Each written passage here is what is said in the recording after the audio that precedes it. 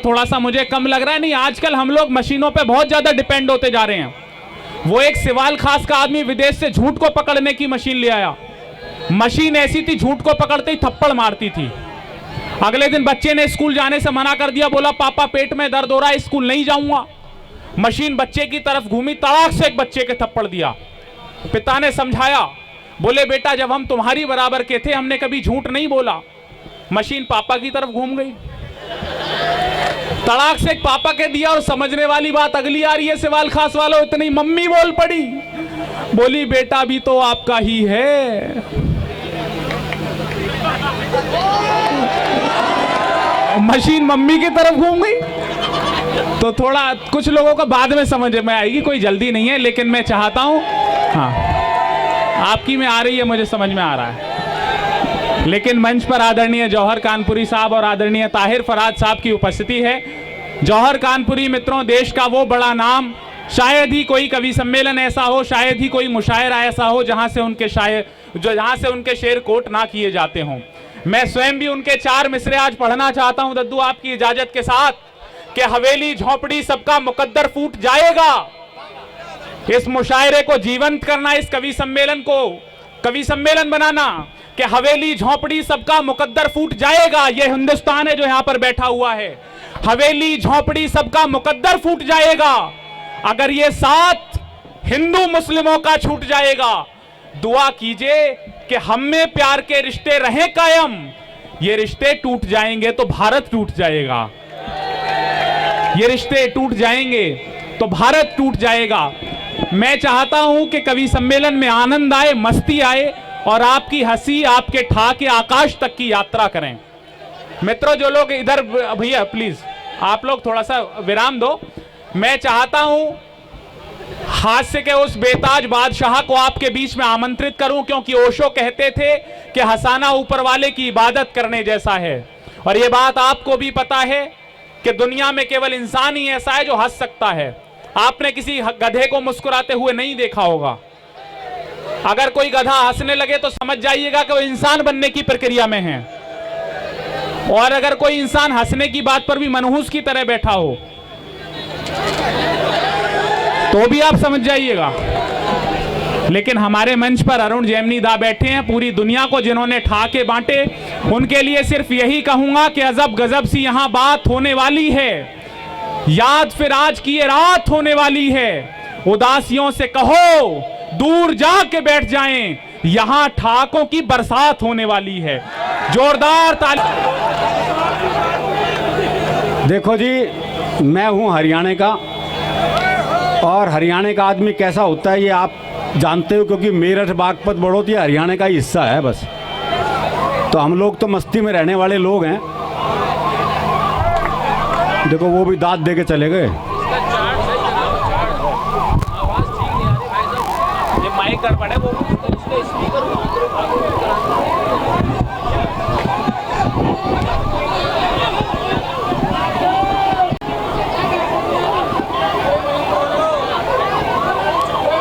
निकल जाने दो, क्या दिक्कत है।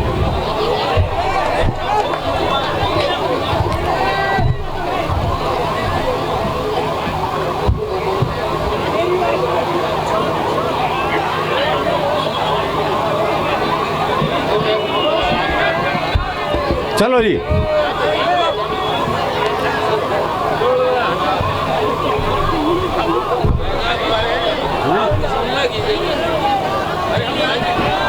ठीक है जी। अब एक बार तालियां बजा दो तो लगे कि हाँ, अब तक मोहब्बत की शायरी तो हुई नहीं। अब अनामिका जी आई हैं और शबीना अदीब आई हैं, तो कुछ उम्मीद है। बाकी किसी का चेहरा इस लायक है नहीं। बहुत अच्छे भाई, वाह। और मैं हरियाणा का हूँ, मोहब्बत के बारे में सोच भी नहीं सकता। बहुत अच्छे, क्योंकि हमारे यहाँ तो प्यार जो है वो ब्याह के बाद ही होता है। बहुत अच्छे भाई, वाह। भाई ब्याह से पहले प्यार कर ले तो हम तो पेड़ पे ही लटके मिलते हैं। बहुत अच्छे। तो हरियाणा में प्रेम बड़ा मुश्किल काम है, लेकिन हमारे यहाँ प्रेम में भोलापन बहुत है। वो प्रेमी ने प्रेमिका से कहा, अगर तू मेरी नहीं हुई ना तो मैं तुझे किसी की नहीं होने दूं। बहुत अच्छे भाई, वाह।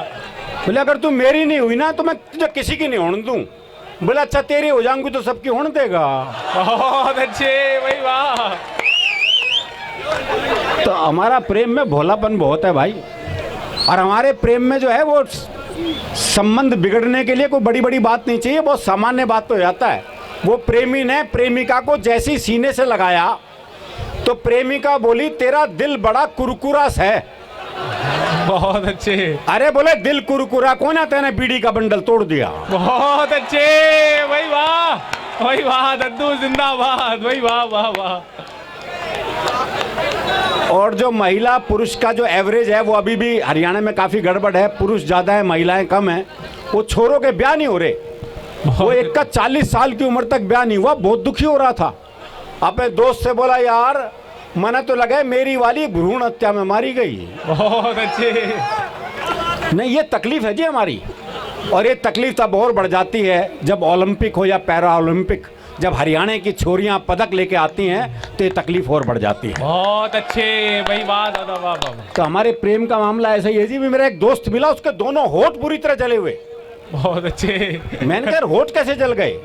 बोला पत्नी मायके जा रही थी, स्टेशन छोड़ने गया था, मारे खुशी के इंजन चूम लिया। बहुत अच्छे भाई, वाह। तो हमारी खुशी भी अलग अलग ढंग से प्रकट होती है। ये जब प्रेम की बात चली तो एक छोटी सी कविता याद आ गई मुझे। स्वागत दादा। मैंने सोचा पुराने जमाने को वापस लाया जाए और इस बार प्रेम पत्र थ्रू कबूतर भिजवाया जाए। मैंने कबूतर के पंजे में चिट्ठी अटकाई और उसे बात समझाई, देखो भाई ये तो याद नहीं है कौन से प्यार की कौन सी चिट्ठी है। हाँ कहाँ तक याद रखे आदमी भाई?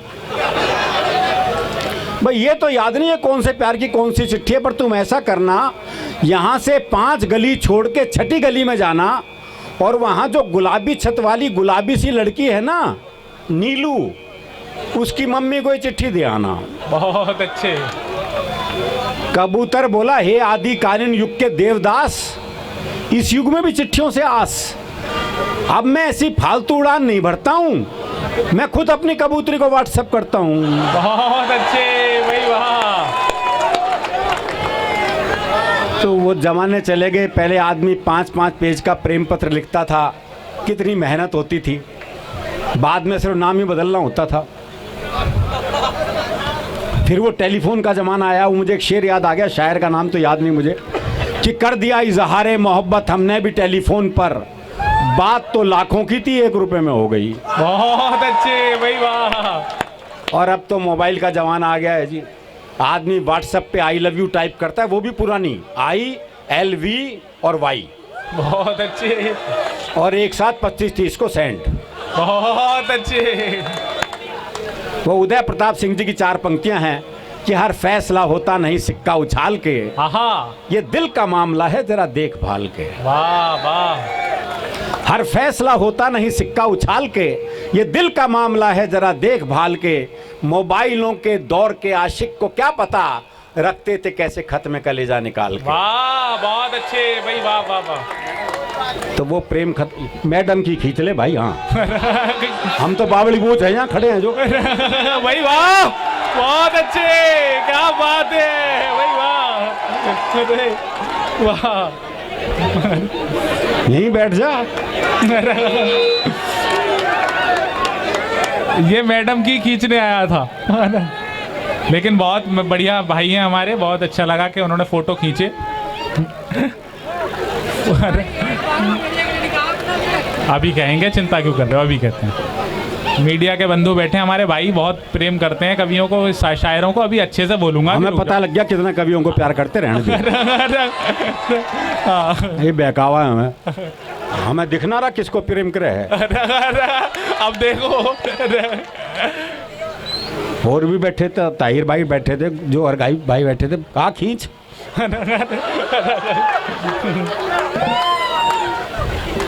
चलो अब आनंद में आ जाओ वापिस जी।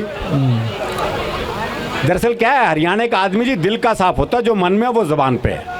हम लोग आर्टिफिशियल जिंदगी जी नहीं सकते। वो एक मुकदमा चल रहा था तो एक ताई गवाही के लिए आई।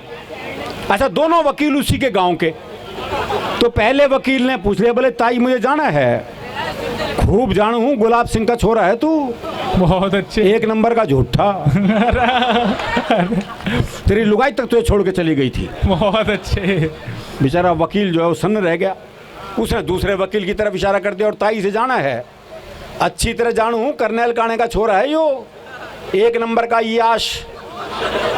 तेरी लुगाई से भी इसका चक्कर था। बहुत अच्छे भाई, वाह। भाई साहब, जज साहब ने कोर्ट स्थगित की, अपने चैम्बर में गए, दोनों वकील बुलाए, बोले खबरदार ताई से मेरे बारे में कुछ पूछ लिया तो। बहुत अच्छे, वही बात। तो इतना साफ मामला, और ये साफ मामला रहना भी चाहिए जी।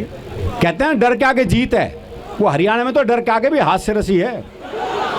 वो एक चौधरी रात को सुनसान जंगल से जा रहा था, सामने से एक 41 साल की महिला सफ़ेद साड़ी पहने, बाल बिखराए, हाथ में दीप जलाए, कहीं दीप जले कहीं दिल टाइप गाना गाती आ रही थी। पास आके बोली मैं चुड़ैल हूँ। बहुत अच्छे। तो चौधरी बोला फिर चिपटती क्यों ना। बहुत अच्छे भाई, वाह भाई, बहुत अच्छे। बताओ ऐसे का चुड़ैल भी क्या कर लेगी जी। दोबारा कह रहे हैं।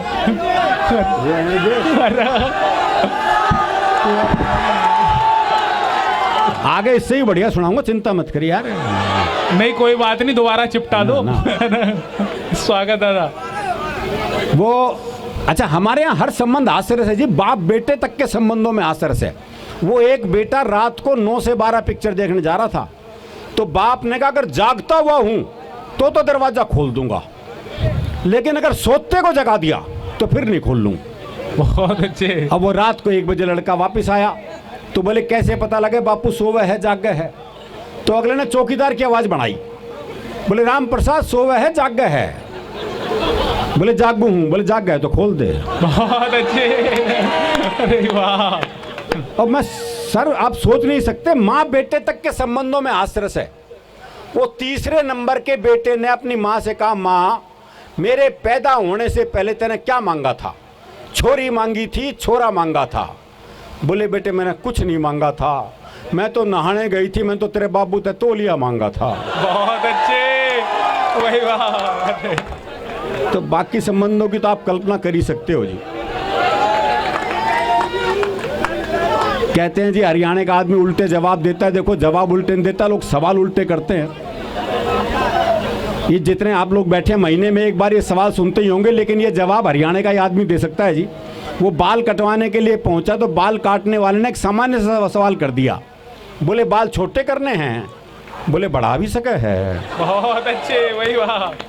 भाई सोचने वाली बात हो, तेरे काम बस की नहीं हो, पूछ क्यों रहा है? वो एक बूढ़ा बैठा बीड़ी पी रहा था, तो एक ने पूछ लिया, बोले ताऊ बीड़ी पीवे है? अब कायदे से सवाल गलत। भाई जब तुझे दिख रहा है वो बीड़ी पी रहा है, तो ये फालतू का सवाल कर क्यों रहा है? फिर क्या हरियाणा का आदमी जवाब उल्टे दे है। हे बोले ताऊ बीड़ी पीवे है? बोले ना, अगरबत्ती सुलगाइए, धोख लगाऊंगा। बहुत अच्छे भाई, वाह। वो एक चौधरी कुत्ते को घुमा रहा था, तो एक ने पूछा, बोले चौधरी कुत्ते ने घुमावा है? बोले ना, ऊंट है, कद छोटा रह गया इसका। बहुत अच्छे। तो ये सवाल उल्टे हैं जी, लेकिन इसमें भी कोई शक नहीं, हरियाणा का आदमी जवाब उल्टे देता है। वो मैंने एक से कहा, मैंने कहा रोहतक जाना है। अरे बोले जा, मैंने क्यों रोक रखा है? बहुत अच्छे। अरे मैंने कहा ये सड़क रोहतक जाएगी क्या? बोले जी 30 साल हो गए, मैंने तो कहीं जाती दिखी ना। बहुत अच्छे। वो जवाब नहीं देगा आपको। आई मैं सोनीपत गया जी, मुझे एक पता ढूंढना था गंदे नाले के पास कच्ची बस्ती। तो मैंने एक बुजुर्ग आदमी से पूछा, मैं कहा ताऊ जी ये गंदा नाला कहाँ है? बोले क्यों, साफ करेगा? बहुत अच्छे। पूछ लो पता। अच्छा गंदा नाला तो मैंने सूंघते सूंघते ढूंढ लिया, और गंदे नाले का मुझे एक बस्ती भी दिखाई दे गई। तो मैंने एक बुजुर्ग महिला से पूछ लिया, माता जी कच्ची बस्ती यही है? बोली दीवार में सिर मार के देख ले। बहुत अच्छे। तो जवाब नहीं मिलता। उसी के सौंदर्य पे एक शुद्ध हास्य की कविता आपको सुनाता हूँ। बहुत आनंद की कविता है, कोई दिमाग लगाने की जरूरत नहीं, मैंने लिखने में नहीं लगाया। बहुत अच्छे। तो आप सुनने में क्यों लगाओ? पुलिस को रंगरूटों का दस्ता चाहिए था नया। हरियाणा का राधे श्याम भी इंटरव्यू देने गया। इंटरव्यू में पूछा गया सिर्फ एक सवाल, और राधे ने बना दिया सवाल का बवाल। सवाल था, आप सेब खरीदने जाओगे तो 50 रुपए किलो के हिसाब से 100 ग्राम सेब के कितने पैसे देकर आओगे? ये आसान सा सवाल था जी, लेकिन इस आसान से सवाल को हरियाणा का आदमी कैसे बवाल मचा सकता है, बस ये इस कविता का सौंदर्य है।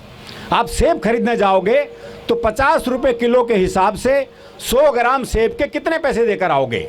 राधे बोला, अगर मैंने 100 ग्राम सेब के भी पैसे दिए तो पुलिस में भर्ती हो रहा हूं क्या एस्तेसी कराने के लिए? अगर मैंने 100 ग्राम सेब के भी पैसे दिए तो पुलिस में भर्ती हो रहा हूं क्या एस्तेसी कराने के लिए? साहब को जवाब में मजा आया, उन्होंने सवाल को आगे बढ़ाया। अच्छा, मैं खरीदने जाऊं तो मुझे कितने के मिलेंगे? राधे बोला, आवाज करो, पूरी पेटी आपके घर भिजवा देंगे। अच्छा, तुम्हारी पत्नी तो पुलिस में नहीं है ना, वो जाएगी तो 100 ग्राम सेब के कितने पैसे देकर आएगी? राधे बोला, साहब मैं अपनी पत्नी को आपसे ज़्यादा जानता हूँ, उसे खरीदारी का है बहुत चाव, पर उसे 100 ग्राम खरीदने होंगे तो 100 ग्राम का ही पूछेगी भाव। बहुत अच्छे। 100 ग्राम का ही पूछेगी भाव। अच्छा, तुम्हारा भाई जाए, अगला भी उसी सवाल के पीछे पड़ा हुआ है। ये नहीं कि भी वो जवाब नहीं दे रहा तो सवाल बदल दे, पर दिक्कत ये वो भी हरियाणा का। बहुत अच्छे। अच्छा, तुम्हारा भाई जाए जी, भाई को तो मैंने कई बार बाजार जाते देखा है, पर वो तो कभी पौवा तो कभी गुटखा लाता है, सेब लाते तो मैंने उसे आज तक नहीं देखा है। अच्छा, तुम्हारी बहन जाए कोई, जी मेरी एक बहन थी, उसकी शादी हो गई, अब वो जाने है बहनों ही। राधे श्याम, तुम्हारे पिताजी भी तो बाजार जाते हैं जी, उनके दांत नहीं है, वो बस केले खाते हैं। बहुत अच्छे जी, उनके दांत नहीं, वो बस केले खाते हैं। आप मुझे एक बात बताओ श्रीमान, तनख्वाह तो दोगे एक आदमी की हैं, और सेब खरीदने पर लगा दिया पूरा खानदान। अच्छा छोड़ो, कोई आम आदमी जाए तो वो 100 ग्राम सेब के कितने पैसे देकर आए? आम आदमी का नाम सुनते ही राधे श्याम सीरियस हो गया थोड़ा, बोला, जी साहब आप लोगों ने आम आदमी को सेब खरीदने लायक ही कहाँ छोड़ा? ताली सारी सबको बजा दो यार, ऐसे क्या आफत आ गई। बहुत अच्छे। हाँ जी साहब, आप लोगों ने आम आदमी को सेब खरीदने लायक ही कहाँ छोड़ा? आम तो सेब का ठेला लगाता है, खरीदने तो खास ही जाता है। बहुत अच्छे भाई, वाह वाह वाह। आम तो सेब का ठेला लगाता है, खरीदने तो खास ही जाता है।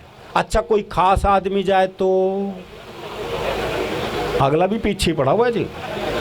अच्छा, कोई खास आदमी जाए तो पहली बात तो ये कि अगर वो खास है तो खुद क्यों जाएगा? भाई अपना नौकर भेजेगा, और आपके कहने से चला भी जाएगा तो क्या सिर्फ 100 ग्राम खरीद के लाएगा? चलो, आपकी अंतिम इच्छा पूरी करने के लिए 100 ग्राम खरीद भी लाए तो इसका हिसाब आप मुझसे क्यों लेते हैं? हिसाब बताएंगे उसके सीए जिन्हें वो तनख्वाह देते हैं। चलो, इस सवाल को यहीं छोड़ते हैं, इंटरव्यू का रुख अब दूसरी तरफ मोड़ते हैं। देखो साहब, ये तो है सरासर फरेब, दूसरा सवाल बाद में आएगा, पहले आएंगे 100 ग्राम सेब। बहुत अच्छे भाई, वाह दादा। पहले आएंगे 100 ग्राम सेब। तुम्हारा कोई दोस्त है राधे श्याम? हाँ जी है, सीताराम। वो सेब खाता है? हाँ, कोई खिलाए तो खा जाता है। बहुत अच्छे साहब, आपने भी इस सवाल को खूब खींचा है, लगता है आपको कोई सेब का बगीचा है। कुछ भी हो, पर अब अपना जवाब ले लो, जवाब सुन लो भाई। ओ भाई जी, यार आपस में भाई बैठ के बात कर लो। कुछ भी हो, पर अब अपना जवाब ले लो। सीताराम फल वाले को 5 रुपए देगा और कहेगा इतने के सेब दे दो। बहुत अच्छे। पर इतने के कितने? अब ये सेब वाले की मर्जी, वो दे दे जितने। बहुत अच्छे भाई, वाह। राधे श्याम, तुमने तो जरा सी बात का बना दिया बवाल। राधे बोला, साहब मुझे तो शुरू से ही पसंद नहीं है सवाल, मुझे तो शुरू से ही पसंद नहीं है सवाल। मेरे विचार में आज संसार में जितनी भी गड़बड़ है, असल में सेब ही उसकी जड़ है। भाई साहब दर्शन पे आ गया, चिंतन पे आ गया, पर जवाब देके नहीं दिया। मेरे विचार में संसार में जितनी भी गड़बड़ है, असल में सेब ही उसकी जड़ है। अगर उस दिन आदम और हव्वा वो एक सेब नहीं खाते तो ना मैं आता ना आप यहाँ आते। बहुत अच्छे भाई, वाह। तो ना मैं आता, ना आप यहाँ आते, ना 100 ग्राम होता, ना 500 ग्राम, ना आप साहब होते, ना मैं राधे श्याम। देखो दुनिया में 5 ही सेब प्रसिद्ध हुए हैं बस। पहला जो आदम और हव्वा ने खाया, जिसका परिणाम हम देख ही रहे हैं। दूसरा वो जो न्यूटन के ऊपर गिरा, बच्चे सोचते होते वो नारियल के पेड़ के नीचे क्यों नहीं बैठा था। तीसरा एप्पल, वो स्टीव जॉब्स वाला एप्पल लोकप्रिय हुआ। चौथा सेब पिछले दिनों आसाराम और नारायण साईं ने लोकप्रिय किया। बहुत अच्छे। और 5वां सेब है मेरा। बहुत अच्छे। कहते हैं जी एक सेब खाओ तो आदमी डॉक्टर से दूर रहता है, आदमी में ऊर्जा रहती है, आदमी में ऊर्जा रहती है तो आदमी पैसा कमाता है, पैसा कमाता है तो शादी होती है, शादी होती है तो बच्चे होते हैं, बच्चे होते तो टेंशन होती है, टेंशन होती बीमारी होती है। लो और खा लो सेब। इंटरव्यू का ये हुआ परिणाम कि आजकल राधे श्याम सब्जी मंडी में डंडा फटकारते हैं, खुद तो भरपेट खाते हैं और साहब के लिए 100 ग्राम भिजवाते हैं, और साहब के लिए 100 ग्राम भिजवाते हैं। बहुत बहुत